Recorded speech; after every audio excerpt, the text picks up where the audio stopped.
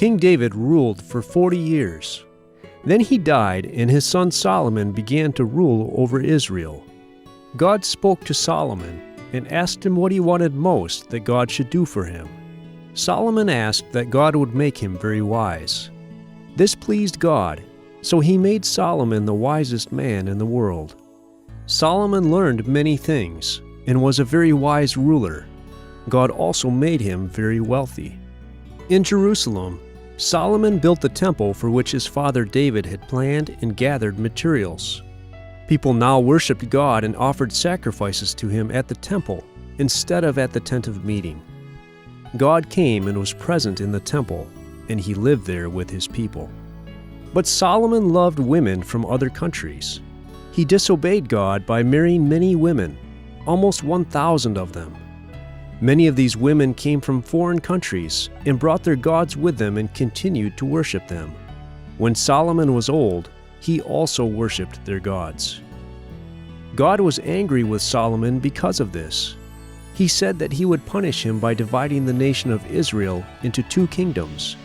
He would do this after Solomon died. After Solomon died, his son Rehoboam became king. All the people of the nation of Israel came together to accept him as their king. They complained to Rehoboam that Solomon had made them do a lot of hard work and pay a lot of taxes. They asked Rehoboam to make them work less. But Rehoboam answered them in a very foolish way. He said, "You say that my father Solomon made you work hard, but I will make you work harder than he did, and I will make you suffer worse than he did." When the people heard him say this, most of them rebelled against him. 10 tribes left him, only 2 tribes remained with him. These 2 tribes called themselves the Kingdom of Judah. The other 10 tribes made a man named Jeroboam to be their king.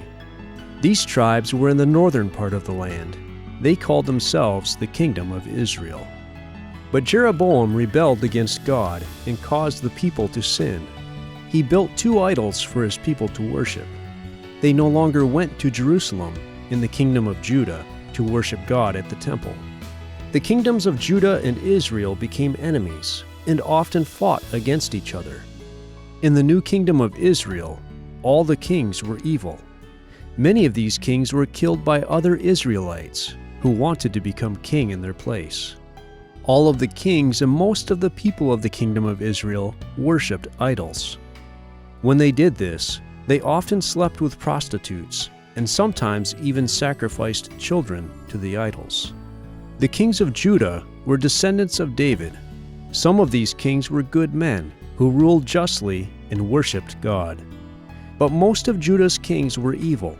They ruled badly, and they worshipped idols. Some of these kings even sacrificed their children to false gods.